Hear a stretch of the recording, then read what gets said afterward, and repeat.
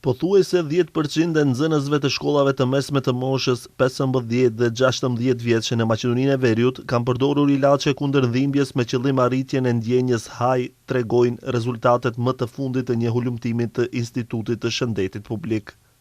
Hulumtimi i realizuar me mbi 2800 nxënës ngre çështje serioze për rritjen e zakoneve të rrezikshme tek të rinjët.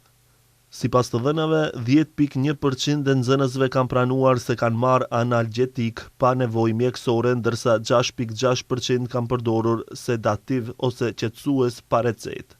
Ekspertët paralajmërojnë se ky lloj keqpërdorimi është veçanërisht i rrezikshëm pasi ilaçet shpesh perceptohen si më të sigurta se drogat dhe janë lehtësisht të disponueshme në shtëpi.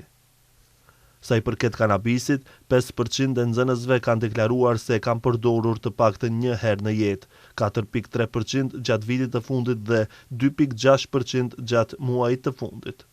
Edhe pse këto shifra kanë mbetur relativisht të qëndrueshme gjatë 15 viteve të fundit, ISHP vlerëson se kanabisi mbetet pjesë e normalizuar e sjelljes së rrezikshme tek adoleshentët.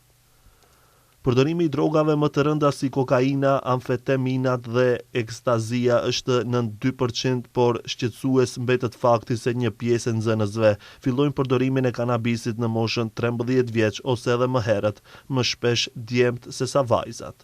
Hulumtimi zbulon gjithashtu boshllëqe serioze në njohuri, ndërsa alkooli dhe cigaret njihen si të rrezikshme, cigaret elektronike dhe substancat e reja sintetike shpesh nuk konsiderohen të rrezikshme.